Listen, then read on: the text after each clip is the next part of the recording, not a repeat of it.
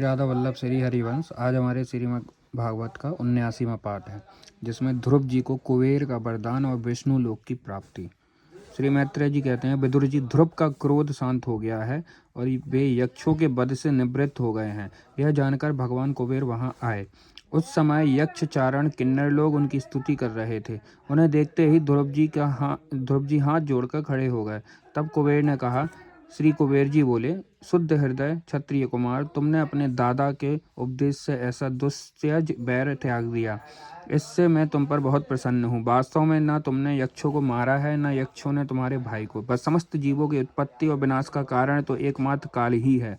यह मैं तू आदि मिथ्या बुद्धि तो जीव को अज्ञानवश स्वप्न के समान सारी शरीर आदि को ही आत्मा मानने से उत्पन्न होती है। इसी से मनुष्य को बंधन एवं दुखादि विपरीत अवस्थाओं की प्राप्ति होती है। ध्रुव, अब तुम जाओ, तो भगवान तुम्हारा मंगल करें। तुम संसार पास से मुक्त होने के लिए सब जीवों में सम दृष्टि रखकर सर्वभूतात्मा भगवान श्री हरि का भजन करो। वे संसार पास का छेदन करने वाले हैं तथा संसार की उत्पत्ति आदि के लिए अपनी त्रिगुणात्मिका माया शक्ति से युक्त होकर भी वास्तव में तुमसे रहित हैं। उनके चरण कमल ही सबके लिए भजन करने योग्य हैं। प्रिय वर, हमने सुना है तुम सर्वदा भगवान कमलनाभ के चरण कमलों के समीप रहने वाले हो, इसलिए तुम अवश्य ही वर पाने योग्य हो। ध्रुव, तुम्हें जिस वर की इच्छा हो मुझसे निसंकोच निसंक होकर मांग लो। श्री मैत्रेय जी कहते हैं, विदुर जी, यक्षराज कुबेर जब इस प्रकार वर मांगने के लिए आग्रह किया, तब महाभागवत महामती ध्रुव जी ने उनसे यही मांगा कि मुझे श्री हरि की अखंड स्मृति बनी रहे, जिससे मनुष्य सहज ही दुस्तर संसार सागर को पार जाता है। इड़विडा के पुत्र कुबेर जी ने बड़े प्रसन्न मन से उन्हें भगवत स्मृति प्रदान की। फिर उनके देखते ही देखते वे अंतर्ध्यान हो गए। इसके पश्चात ध्रुव जी अपनी राजधानी को लौट आए। वहां रहते हुए उन्होंने बड़ी बड़ी दक्षिणा वाली यज्ञों से भगवान यज्ञ पुरुष की आराधना की। भगवान ही द्रव्य क्रिया और देवताओं के संबंधी समस्त कर्म और उसके फल हैं तथा वे ही कर्म फल के दाता भी हैं। सर्वोपाधि शून्य सर्वात्मा श्री अच्युत में प्रबल वेग युक्त भक्तिभाव रखते हुए ध्रुव जी अपने में और समस्त प्राणियों में सर्वव्यापक श्री हरि को ही विराजमान देखने लगे। ध्रुव जी बड़े ही शील संपन्न ब्राह्मण भक्त, दीन वत्सल और धर्म मर्यादा के रक्षक थे। उनकी प्रजा उन्हें साक्षात पिता के समान मानती थी। इस प्रकार तरह तरह के ऐश्वर्य भोग से पुण्य का और भोगों के त्याग पूर्वक यज्ञ आदि कर्मों के अनुष्ठान से पाप का क्षय करते हुए उन्होंने 36,000 वर्ष तक पृथ्वी का शासन किया। जितेंद्रिय महात्मा ध्रुव ने इसी तरह अर्थ, धर्म और काम के संपादन में बहुत से वर्ष बिताकर अपने पुत्र उत्कल को राज सिंहासन सौंप दिया।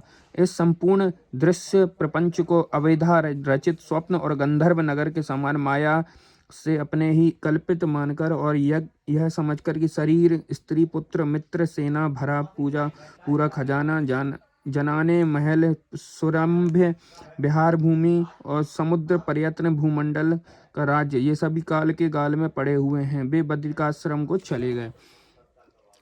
यहाँ उन्होंने पवित्र जल में स्नान कर इंद्रियों को विशुद्ध स्नान किया। फिर स्थिर आसन से बैठकर प्राणायाम द्वारा वायु को वश में किया। तदंतर मन के द्वारा इंद्रियों को बाह्य विषयों से हटाकर मन को भगवान के स्थूल विराट स्वरूप में स्थिर कर दिया। उसी विराट रूप का चिंतन करते करते वे अंत में ध्याता और ध्येय के भेद से शून्य निर्विकल्प समाधि में लीन हो गए और वे अवस्था में विराट रूप में भी त्याग कर दिया। इस प्रकार भगवान श्री हरि के प्रति निरंतर भक्ति भाव का प्रभाव चलते रहने से उनके नेत्रों में बार बार आनंद अश्रुओं की सी बाढ़ सी आ जाती थी।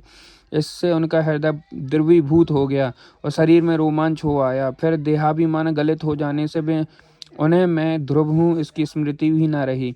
इसी समय ध्रुव जी ने आकाश से एक बड़ा ही सुंदर विमान उतरते देखा। वह अपने प्रकाश से दसों दिशाओं को आलोकित कर रहा था, मानो पूर्णिमा का चंद्र ही उदय हो गया हो। उसमें से 2 श्रेष्ठ पार्षद गदाओं का सहारा लिए खड़े थे। उनके 4 भुजाएं थीं, सुंदर श्याम शरीर था, किशोर अवस्था थी और अरुण कमल के समान नेत्र थे। वे सुंदर वस्त्र, किरीट, हार, भुजबंद और अति मनोहर कुंडल धारण किए हुए थे। उन्हें पुण्य श्लोक श्री हरि के सेवक जान ध्रुव जी हड़बड़ाहट में पूजा आदि क्रम भूलकर सहसा खड़े हो गए और ये भगवान के पार्षदों में प्रधान है ऐसा समझकर उन्होंने श्री मधुसूदन के नामों का कीर्तन करते हुए उन्हें हाथ जोड़कर प्रणाम किया। ध्रुव जी का मन भगवान के चरण कमलों में तल्लीन हो गया और वे हाथ जोड़कर बड़ी नम्रता से सिर नीचा किए खड़े रह गए। तब से हरि के प्रिय पार्षद सुनंद और नंद ने उनके पास जाकर मुस्कुराते हुए कहा। सुनंद और नंद ने कहने लगे, राजन आपका कल्याण हो, आप सावधान होकर हमारी बात सुनिए। आपने 5 वर्ष की अवस्था में ही तपस्या करके सर्वेश्वर भगवान को प्रसन्न कर लिया था। हम उन्हीं निखिल जगत जगत नियंता सार्ग सांख्य पाणी भगवान विष्णु के सेवक हैं और आपको भगवान के धाम में ले जाने के लिए ही यहाँ आए हैं। आपने अपनी भक्ति के प्रभाव से विष्णु लोक का अधिकार प्राप्त किया है, जो औरों के लिए बड़ा दुर्लभ है। परम ज्ञानी सप्तऋषि और वहां तक नहीं पहुंच सके, वे नीचे से केवल उसे देखते ही रहते हैं। सूर्य और चंद्रमा आदि ग्रह नक्षत्र एवं तारागण भी उसकी दक्षिणा किया करते हैं। चलिए आप उसी विष्णु धाम में निवास कीजिए। प्रियवर, आज तक आपके पूर्वज तथा कोई भी उस पद पर कभी नहीं पहुंच सके। भगवान विष्णु का वह परम धाम सारे संसार का वंदनीय है। आप वहां चलकर विराजमान हो। आयुष्मान, यह श्रेष्ठ विमान पुण्य श्लोक शिखामणि श्री हरि ने आपके लिए ही भेजा है।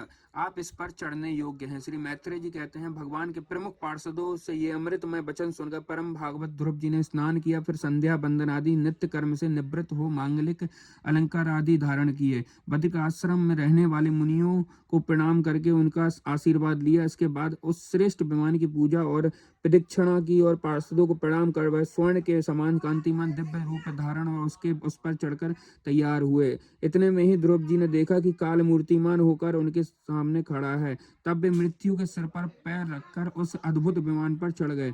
उस समय आकाश में दुदुम्बियां, मृदंग, ढोल आदि बाजे बजने लगे। श्रेष्ठ गंधर्व गान करने लगे और फूलों की वर्षा होने लगी। विमान पर बैठकर ध्रुव जी ज्यों ही भगवान के धाम को जाने के लिए तैयार हुए, त्यों ही उन्हें अपनी माता सुनीति का स्मरण हो आया। वे सोचने लगे, क्या मैं बेचारी माता को छोड़कर अकेला ही दुर्लभ बैकुंठ में जाऊंगा। नंद और सुनंद ने ध्रुव के हृदय की बात जानकर उन्हें दिखलाया कि देवी सुनीति आगे आगे दूसरे विमान पर जा रही हैं। उन्होंने क्रमशः सूर्य आदि सभी ग्रह देखे। मार्ग में जहां तहां विमानों पर बैठे हुए देवता उनकी प्रशंसा करते हुए फूलों की वर्षा करते जाते थे। उस दिव्य विमान पर बैठकर ध्रुव जी त्रिलोकी को पार कर सप्तऋषि मंडल से भी ऊपर भगवान विष्णु के नित्य धाम में पहुंचे। इस प्रकार उन्होंने अविचल गति प्राप्त की। यह दिव्य धाम अपने ही प्रकाश से प्रकाशित है। इसी के प्रकाश से तीनों लोक प्रकाशित हैं। इसमें जीवों पर निर्दयता करने वाले पुरुष नहीं जा सकते। यहाँ तो उन्हीं की पहुंच होती है जो दिन रात प्राणियों के कल्याण के लिए शुभ कर्म ही करते रहते हैं, जो शांत, समदर्शी, शुद्ध एवं प्राणियों को प्रसन्न करने रखने वाले हैं तथा भगवत भक्तों को ही अपना एकमात्र सच्चा हृदय मानते हैं। ऐसे लोग सुगमता से ही इस भगवत धाम को प्राप्त कर लेते हैं।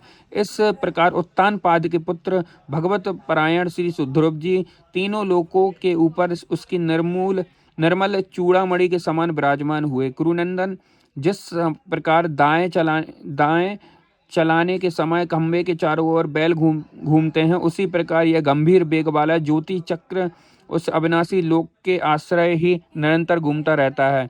उसकी महिमा देखकर देवर्षि नारद ने प्रचेताओं की यज्ञशाला में बीड़ा बजाकर ये 3 श्लोक गाए थे। नारद जी ने कहा था, इसमें संदेह नहीं, पति परायणा सुनीति के पुत्र ध्रुव ने तपस्या द्वारा अद्भुत शक्ति संचित करके जो गति पाई है, उसे भागवत धर्मों की आलोचना करके वेदवाणी मुनिगण भी नहीं पा सकते। फिर राजाओं की तो बात ही क्या है। ओह, ये 5 वर्ष की अवस्था में ही सौतेली माता के बागबाणों से मर्माहित होकर दुखी हृदय से वन में चले गए और मेरे उपदेश के अनुसार आचरण करके ही उन अप्रिय प्रभु को जीत लिया, जो केवल अपने भक्तों के गुणों से ही बस में होते हैं। ध्रुव जी ने तो 5-6 वर्ष की अवस्था में कुछ दिनों तपस्या से ही भगवान को प्रसन्न करके उनका परम पद प्राप्त कर लिया, किंतु उनके अधिकृत किए हुए इस पद को भूमंडल में कोई दूसरा क्षत्रिय क्या वर्षों तक तपस्या करके भी पा सकता है। श्री मैत्रेय जी कहते हैं, विदुर जी, तुमने मुझसे उदार कीर्ति ध्रुव जी का चरित्र के विषय में पूछा था, सो मैंने तुम्हें वह पूरा का पूरा सुना दिया। साधुजन इस चरित्र की बड़ी प्रशंसा करते हैं। यह धन, यश, आयु की वृद्धि करने वाला परम पवित्र एवं अत्यंत मंगलमय है। इससे स्वर्ग और अविनाशी पद भी प्राप्त हो सकता है। यह देवत्व की प्राप्ति कराने वाला बहुत बड़ा ही प्रशंसनीय और समस्त पापों का नाश करने वाला है। भगवत भक्त ध्रुव के इस पवित्र चरित्र को जो श्रद्धा पूर्वक बार बार सुनते हैं, उन्हें भगवान की भक्ति प्राप्त होती है, जिससे उनके सभी दुखों का नाश हो जाता है। इसे श्रवण करने वाले को शीलादि गुणों की प्राप्ति होती है। जो महतत्व चाहते हैं, उन्हें महतत्व की प्राप्ति कराने वाला स्थान मिलता है। जो तेज चाहते हैं, उन्हें तेज प्राप्त होता है और मनस्वियों का मान बढ़ता है। पवित्र कीर्ति ध्रुव जी के इस प्रकार इस महान चरित्र का प्रातः और सायंकाल ब्रह्मादि द्विजातियों के समाज में एकाग्र चित्त से कीर्तन करना चाहिए। भगवान के परम पवित्र चरणों की शरण में रहने वाला जो पुरुष इसे निष्काम भाव से पूर्णिमा, अमावस्या, द्वादशी, श्रवण नक्षत्र, तिदीक्षा, व्यतिपात, संक्रांति अथवा रविवार के दिन श्रद्धालु पुरुषों को सुनाता है, वह स्वयं अपने आत्मा में ही संतुष्ट रहने लगता है और सिद्ध हो जाता है। यह साक्षात भगवत विषयक अमृतमय ज्ञान है। जो लोग भगवान मार्ग के मर्म से अनभिज्ञ हैं, उन्हें जो कोई इसे प्रदान करता है, उस दीन वत्सल कृपालु पुरुष पर देवता अनुग्रह करते हैं। ध्रुव जी के कर्म सर्वत्र प्रसिद्ध और परम पवित्र हैं। वे अपनी बाल अवस्था में ही माता के घर और खिलौने का मोह छोड़कर भगवान विष्णु की शरण में चले गए थे। गुरु नंदन, उनका यह पवित्र चरित्र मैंने तुम्हें सुना दिया। श्री कृष्णाम चरण अस्तु।